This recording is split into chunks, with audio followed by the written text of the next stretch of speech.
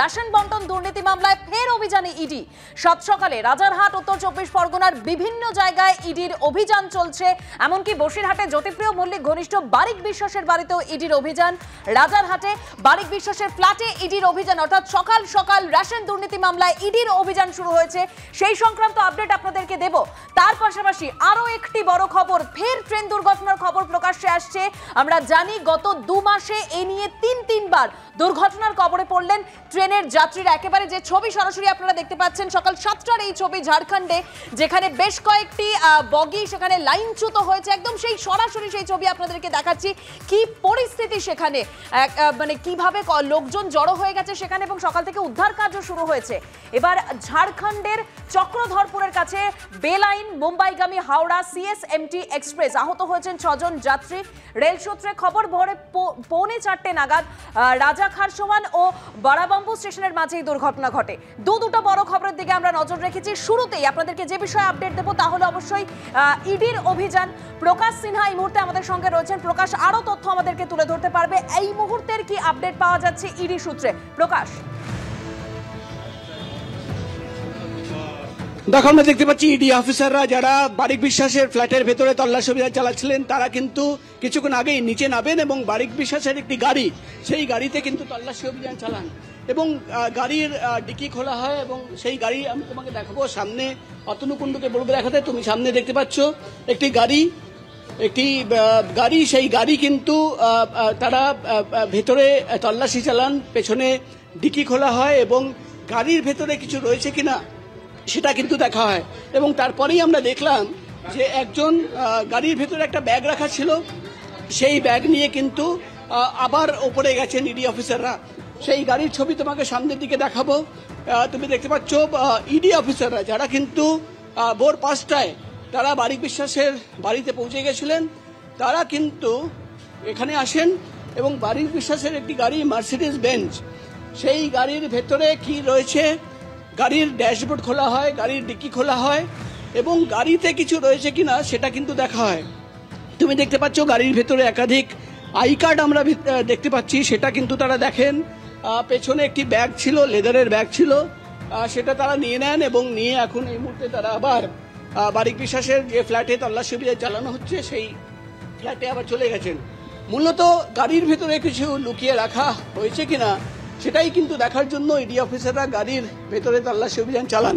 এবং তোমাকে বলে দিই, সকাল থেকেই যে তল্লাশি অভিযান চলছে বারিক বিশ্বাস এবং একাধিক ব্যবসায়ীর বিভিন্ন ঠিকানায়, বারিক বিশ্বাসের দেগঙ্গার বাড়িতে এবং এখানে ফ্ল্যাটে রয়েছেন তারা, একাধিক রাইস মিলে তল্লাশি অভিযান চলছে। মূলত রেশন বন্টন দুর্নীতি যে টাকা, সেই টাকা কিভাবে পাচার করা হয়েছে যেটা প্রাথমিকভাবে ইডি আধিকারিকরা দাবি করছেন যে তদন্ত করতে গিয়ে তারা জানতে পেরেছেন যে জ্যোতিপ্রিয় মল্লিক, প্রাক্তন খাদ্যমন্ত্রী, তাকে ইতিমধ্যেই মামলা গ্রেফতার করা হয়েছে।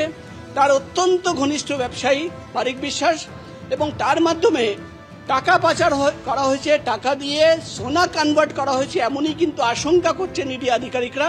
এবং তাই জন্য আবার এই গাড়িতে এসে সকাল থেকে তার ফ্ল্যাটে তল্লাশি অভিযান, এবং 5 তলার ফ্ল্যাট থেকে 4 তলা একটা ফ্ল্যাট রয়েছে, যেটা ইডি আধিকারিকরা জানতে পারেন যে সেটা কিন্তু শুধুমাত্র তুমি যে ছবি তুলে ধরেছো একদম আমরা দেখতে পাচ্ছি সেই ছবি। একদিকে বারিক বিশ্বাসের ফ্ল্যাটে যেরকম তল্লাশি চালানো হচ্ছে, অন্যদিকে বারিক বিশ্বাসের যে গাড়ির ছবি আপনারা এই মুহূর্তে দেখতে পাচ্ছেন সেই গাড়িতেও তল্লাশি চালানো হয়েছে। অর্থাৎ রেশন দুর্নীতির টাকা কিভাবে কোথায় যেত, এবং এই ঘনিষ্ঠ ব্যবসায়ী বারিক বিশ্বাসের বাড়িতে, অর্থাৎ জ্যোতিপ্রিয় মল্লিক ঘনিষ্ঠ ব্যবসায়ী বারিক বিশ্বাসের বাড়িতে তল্লাশি চালিয়ে সেই সমস্ত তথ্যই সংগ্রহ করার চেষ্টা করছে ইডির আধিকারিকরা।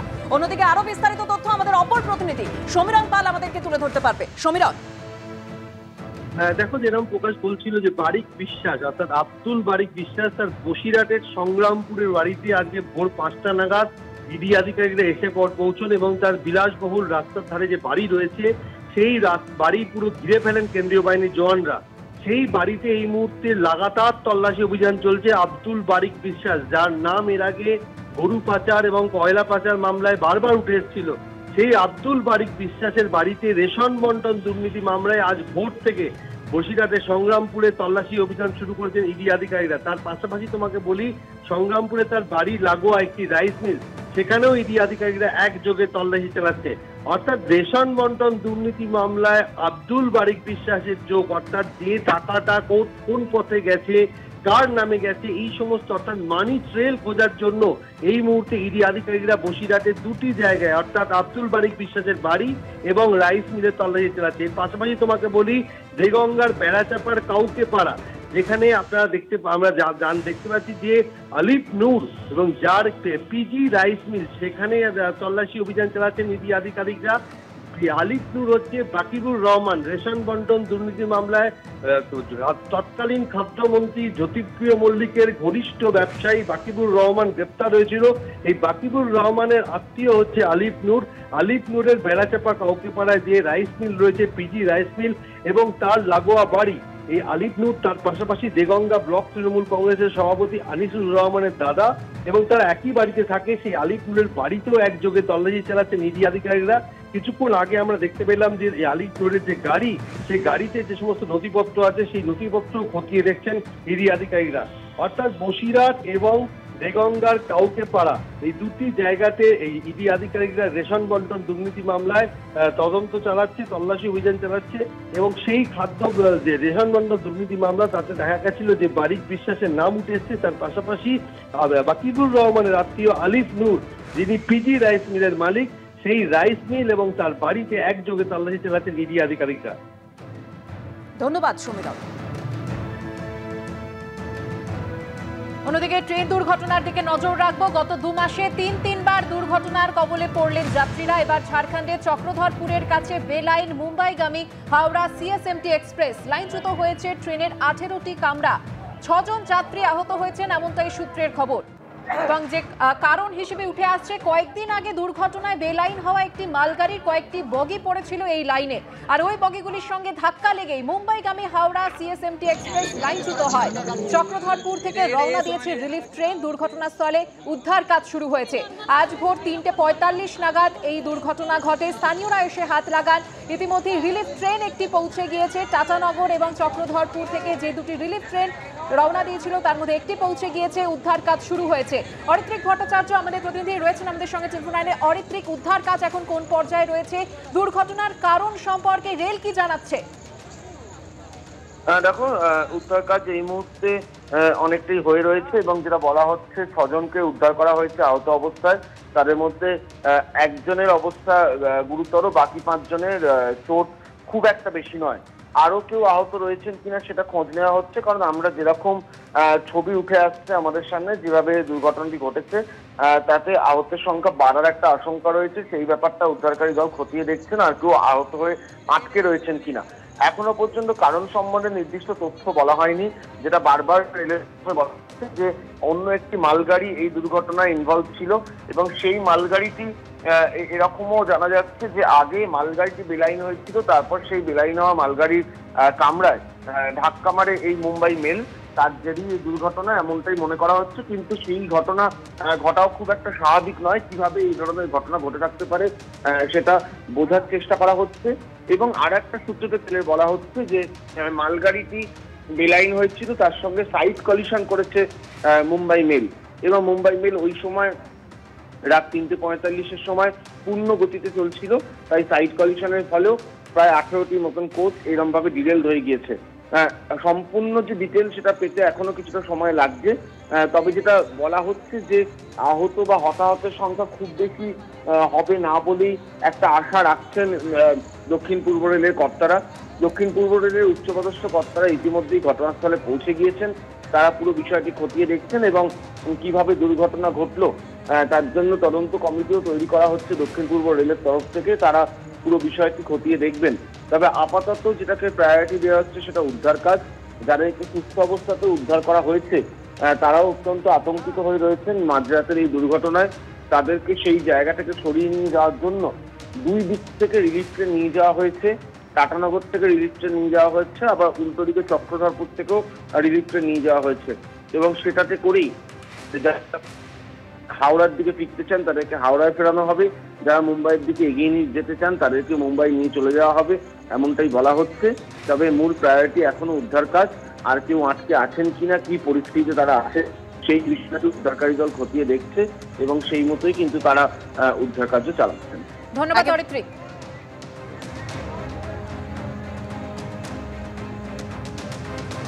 একদম যে ছবি আপনারা দেখতে পারলেন যে কিভাবে দুর্ঘটনা অর্থাৎ মানে কিভাবে এই যে কামরাগুলো সেগুলো লাইনচ্যুত হয়েছে সেই ছবি আপনাদের সামনে রেখেছিলাম। ঝাড়খণ্ডের চক্রধরপুরের কাছে বেলাইন মুম্বাইগামী হাওড়া সিএসএমটি এক্সপ্রেস লাইনচ্যুত হয়েছে ট্রেনের বেশ কয়েকটি বগি। হাওড়ায় ইতিমধ্যেই হেল্প ডেস্ক খোলা হয়েছে। আমাদের প্রতিনিধি সুনীত হালদার এই মুহূর্তে আমাদের সঙ্গে রয়েছে। সুনীত, দেখো দেবস্মিতা, দুর্ঘটনার পরই হাওড়া স্টেশনের যে দক্ষিণ পূর্ব শাখা আছে নিউ কমপ্লেক্সে এনকোয়ারি অফিসের সামনে হেল্প ডেস্ক খোলা হয়েছে। আমাদের ক্যামেরা পার্সন শুভেন্দুকে দেখাতে বলবো, এইখানে যারা রেলের কর্মচারী তারা হেল্প ডেস্ক খুলে বসেছেন এবং সকাল থেকে বেশ কিছু দূরপাল্লার ট্রেন বাতিল করা হয়েছে।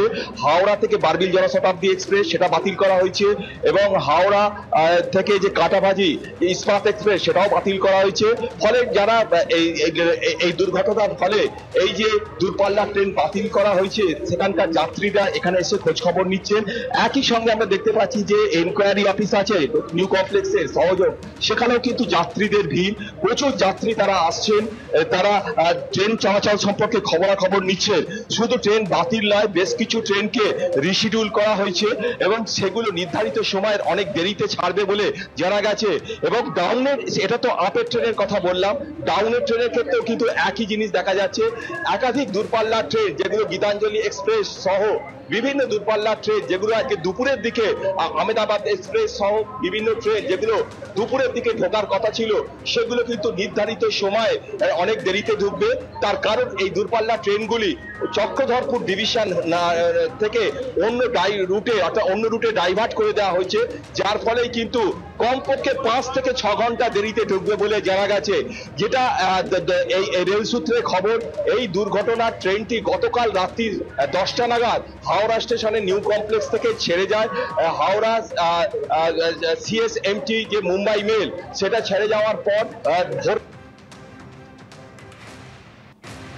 আমাদের যোগাযোগ বিচ্ছিন্ন হয়ে গিয়েছে। সুনীত, আমাদের প্রতিনিধি দেখাচ্ছিলেন যেমনটা হেল্প ডেস্ক খোলা হয়েছে। প্রত্যেক মুহূর্তের আপডেট আমরা আপনাদের কাছে পৌঁছে দিতে থাকবো। রাশন বন্টন দুর্নীতির এই তল্লাশি অভিযান এবং ট্রেন দুর্ঘটনা দুই বিষয় নিয়ে আমরা আলোচনা করব। যারা উপস্থিত রয়েছেন স্টুডিওতে শুরুতেই পরিচয় করিয়ে দেব। রয়েছেন রাহুল চক্রবর্তী, দীপ্তাশ্য যশ, সুব্রত দত্ত এবং অধ্যাপক রবীন্দ্রনাথ ভট্টাচার্য। প্রত্যেককে স্বাগত জানাচ্ছি আমাদের স্টুডিওতে। আমি শুরুতেই চলে যাব রাহুল বাবুর কাছে। রাহুল বাবু, এই যে দুর্নীতির তদন্ত শুরু হয়েছে, রাশন বন্টন দুর্নীতির তদন্ত এবং বারিক বিশ্বাস জ্যোতিপ্রিয় মল্লিক ঘনিষ্ঠ মনে করা হচ্ছে এবং এটাও বলা হচ্ছে যে এই যে দুর্নীতির কালো টাকা তা দিয়ে সোনা কেনা হতো এবং বিদেশে পাচার করা হতো।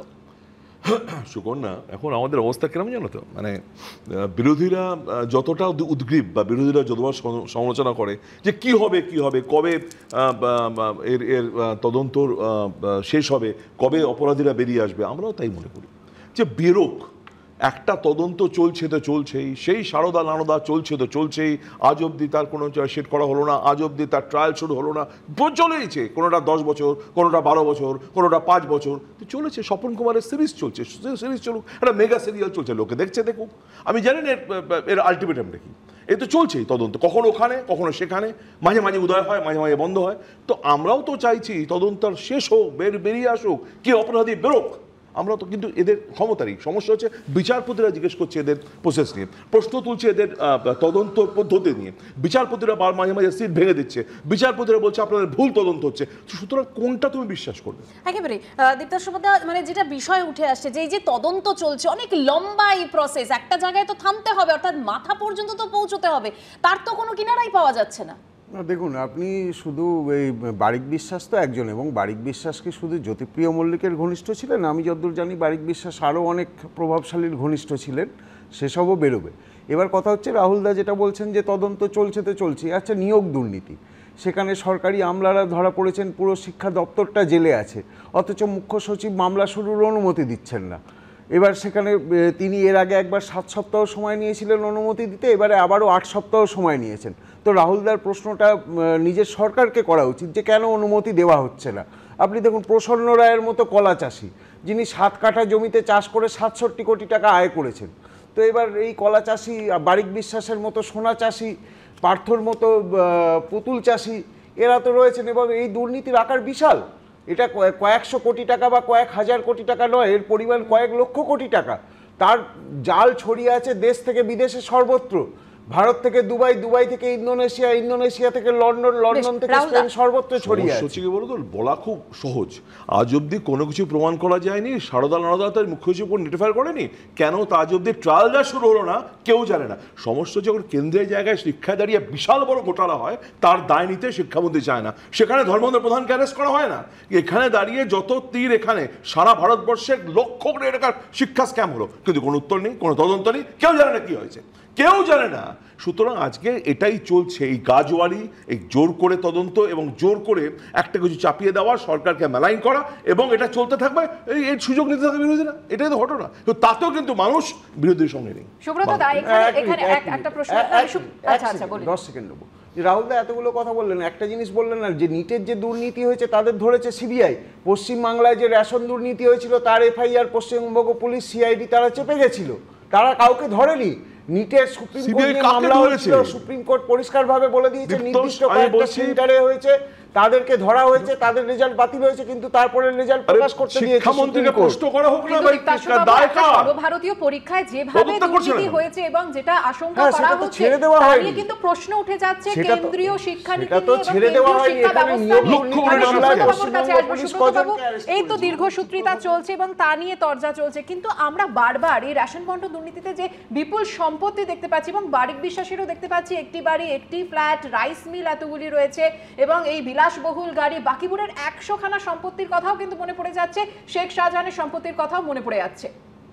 বারিক বিশ্বাস আর এই বাকিপুরদের সম্পত্তি দেখে চোখ মাথায় ওঠার কোনো কারণ নেই, কারণ এরকম সম্পত্তি আরও অনেক লোকের বেড়েছেন, তারা আরও বেশি প্রভাবশালী, ফলে ওগুলো আমি বলছি না। এই যে কথা ইডি তদন্ত করছে মানি ট্রেইলের জন্য, আসলে এটা মানি ট্রেল না, এটা হচ্ছে মানি টেল, মানে নিচের দিকে যাচ্ছে লেজ ধরতে। মানুষ চাইছে হেড ধরুক ইডি, কিন্তু ওরা টেল ধরতে চাইছে।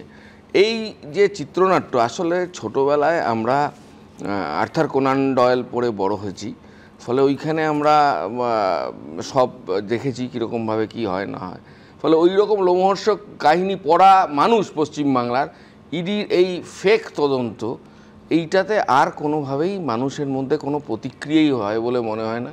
আমি শুধু অনুরোধ করব, ইডির এই মাঝে মাঝে মাথাচাড়া দিয়ে ওঠা, রাজ্য রাজনীতিতে নতুন একটা বল ড্রপ করা, মিডিয়া এটা বয়কট করুক, কারণ এই চিত্রনাট্য আর বেশি দিন ভালো লাগছে না পশ্চিমবাংলার মানুষের।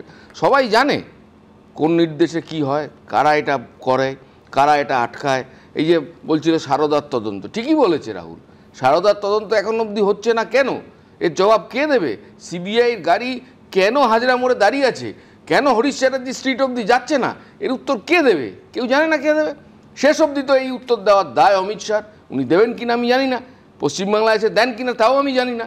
প্রশ্ন হচ্ছে এই রকম কেন্দ্রীয় এজেন্সিকে নিয়োগ করা এটা দুর্ভাগ্যজনক পশ্চিমবাংলার ক্ষেত্রে। ও ঠিকই বলেছে যে কেন সিআইডি, কেন পুলিশ এই তদন্ত করলো না, তাদেরই করার কথা ছিল।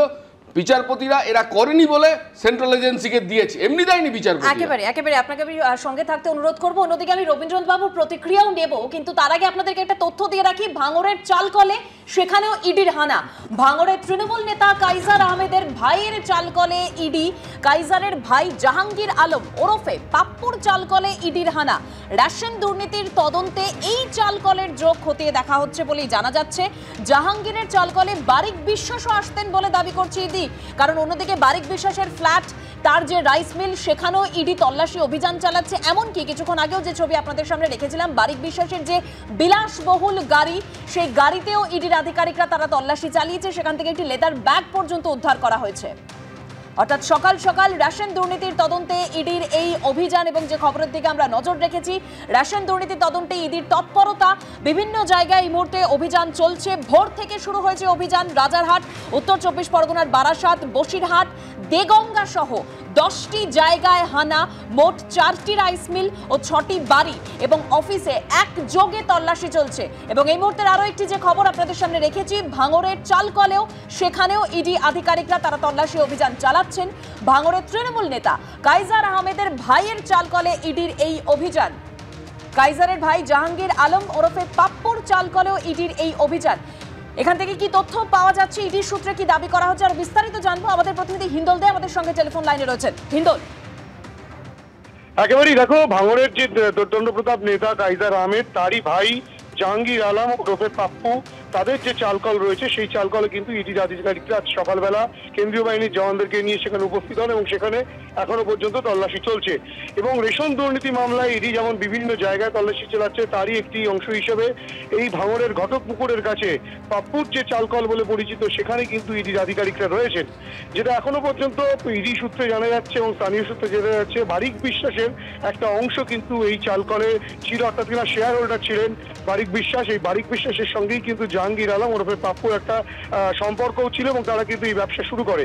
এবং এই চালকলটা কিন্তু দীর্ঘদিন ধরে এই পাপ্পুর চালকল নামেই পরিচিত ছিল এলাকায়। স্বাভাবিকভাবে এই জাহাঙ্গীর আলমের এই যে চালকল, সেই চালকলে ইডির আধিকারিকরা এখন তল্লাশি চালাচ্ছেন। একেবারে হিন্দল, তুমি আমাদের সঙ্গে থাকো, আরো বিস্তারিতভাবে এই খবরে নজর রাখবো। তবে এই মুহূর্তে ট্রেন দুর্ঘটনার যে খবর পাওয়া যাচ্ছে সংবাদ সংস্থা পিটিআই সূত্রে, দুর্ঘটনায় মৃত্যু হয়েছে 2 জনের, আহত 20 জন। এই দুর্ঘটনা সকালবেলায় যে ঘটনা ঘটে, সেই ট্রেন দুর্ঘটনায় 2 জনের মৃত্যু হয়েছে, 20 জন আহত হয়েছেন, এমনটাই খবর সংবাদ সংস্থা পিটিআই সূত্রে।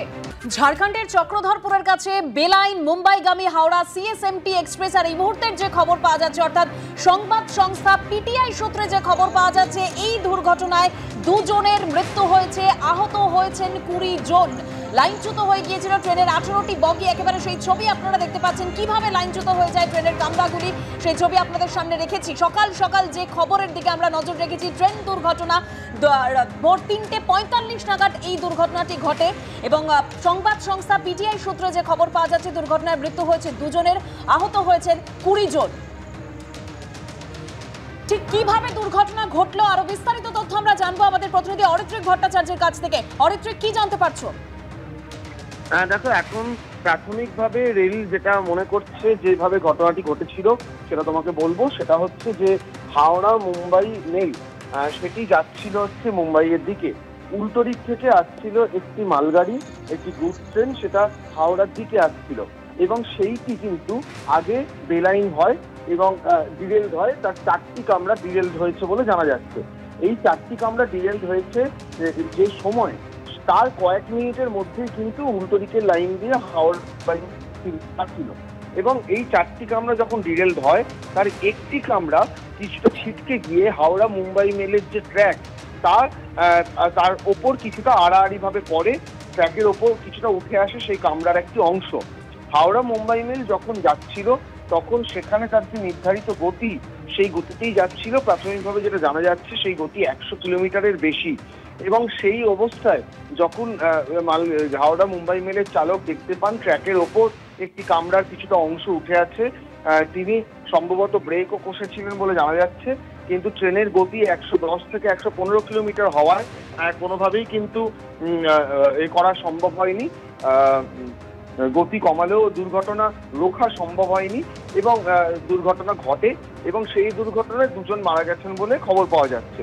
তবে এই যে রেলের প্রাথমিক তথ্যটা উঠে আসছে, সেখানে যে প্রশ্নটা যাচ্ছে যে মালগাড়ি যখন বেলাইন হলো, সেই তথ্য যে সংশ্লিষ্ট 2টি স্টেশন রয়েছে তার আগের এবং পরের, সেই 2টি স্টেশনে পৌঁছেছিল কিনা বা পৌঁছানোর মতন সময় পাওয়া গেছিল কিনা, সেই তথ্যটা কিন্তু এখানে উঠে আসছে। অর্থাৎ যে 2টি স্টেশন, অর্থাৎ রাজা খারসাওয়ান এবং বড়াবাম্বু, এই 2টি আগের এবং পরের স্টেশন ছিল, সেই 2টি স্টেশনের স্টেশন মাস্টার অথবা ওই রাত্রিবেলা যিনি স্টেশন পরিচালনার রুট পরিচালনার দায়িত্বে ছিলেন, তাদের কাছে এই তথ্য পৌঁছেছিল কিনা, তথ্য পৌঁছলেও তারা সেই তথ্য মুম্বাই মেলের যিনি চালক ছিলেন তার অবধি পৌঁছে দেওয়া সম্ভব হয়েছিল কিনা, আপাতত এগুলোই কিন্তু রেলকর্তারা নজর দিচ্ছে। একেবারে প্রতিটা বিষয় তদন্তের এবং যেটা সব থেকে বড় প্রশ্ন হচ্ছে, একের পর এক যেভাবে ট্রেন দুর্ঘটনা ঘটছে তাতে কোথায় অ্যান্টি কলিশন ডিভাইস এবং সেই অ্যান্টি কলিশন ডিভাইস কোথায়, কবচ কোথায়, নিরাপত্তা কোথায়? কারণ একের পর এক দুর্ঘটনা যেভাবে সামনে আসছে, সেখানে অবশ্যই যাত্রীদের নিরাপত্তা নিয়ে প্রশ্ন উঠে যাচ্ছে। তার কারণ আমরা জানি রেল জার্নি যেটা, অর্থাৎ ট্রেনে যাওয়া আসা যেটা, সেটা সব থেকে সেফ জার্নি। সেখানে যদি এরকম দুর্ঘটনা ঘটে তাহলে মানুষ যাবে কোথায়, এই প্রশ্নই উঠছে এবং সেই আপডেট আপনাদের সামনে, প্রতিটা মুহূর্তের আপডেট, প্রতিটা মুহূর্তে সেই আপডেট আপনাদের সামনে রাখবো।